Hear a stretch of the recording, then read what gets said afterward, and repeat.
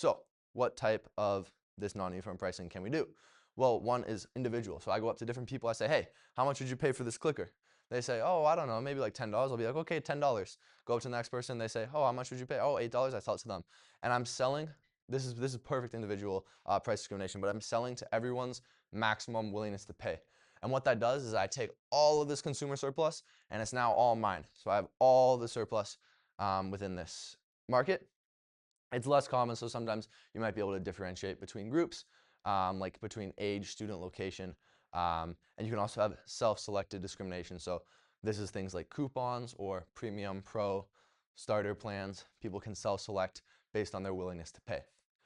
Another form is nonlinear. So you're basing the price on quantity. So if you buy one pair of socks, it'll be $20. If you buy two pairs, it'll be $35, and so on. You can kind of have these different bundles.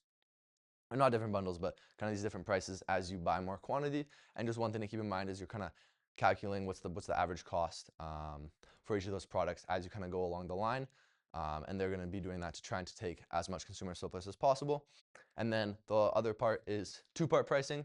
So just like Costco, they say, hey, give me money each year for this membership. So you get that membership, that's your access fee. Now you can enter the stores, and then in the stores they say, okay, give me more money for food. So you have your access fee, and then you also have your cost, your per unit cost as well.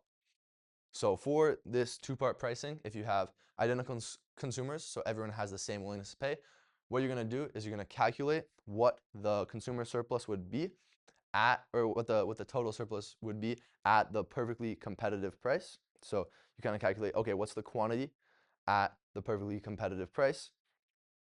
You calculate what that surplus would be, the consumer surplus at that quantity would be, and then you're essentially going to set your access price equal to that and take all of that consumer surplus. So whatever they would have gained for being along that demand curve, you're going to set the access price to that, and then you're going to set your the per unit price equal to the marginal cost.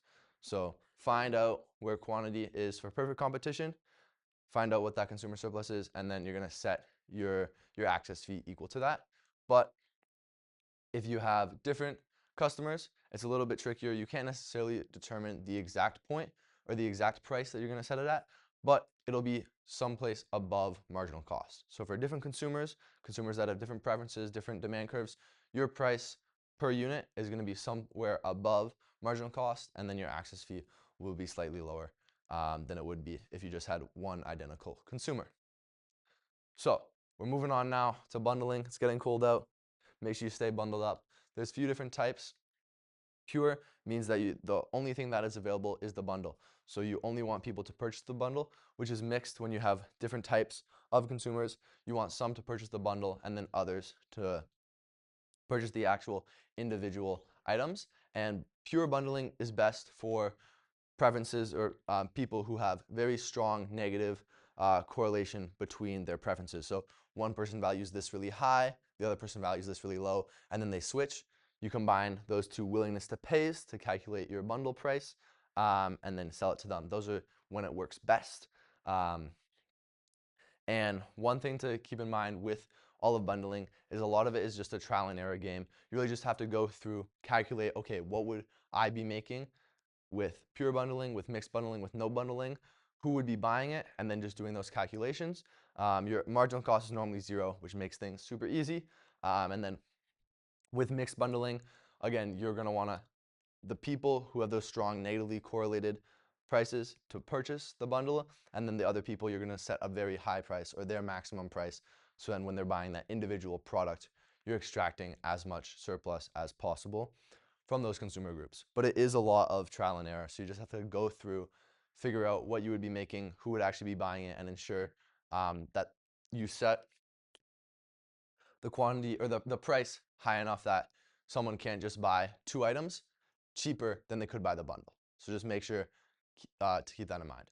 And then the other type of pricing is peak load. So like a ski resort or a summer vacation, they have different demands depending on the season.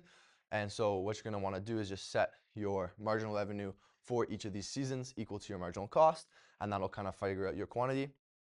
But oftentimes there's a capacity constraint. So if you do that, but then during your peak season, you hit that capacity constraint, you're more than it, then what you're going to want to do is you're going to set your quantity, like the quantity demanded, equal to your capacity constraint, and then solve for price. So that's what you would do if you hit the capacity constraint. And if it is hit, consider increasing your capacity.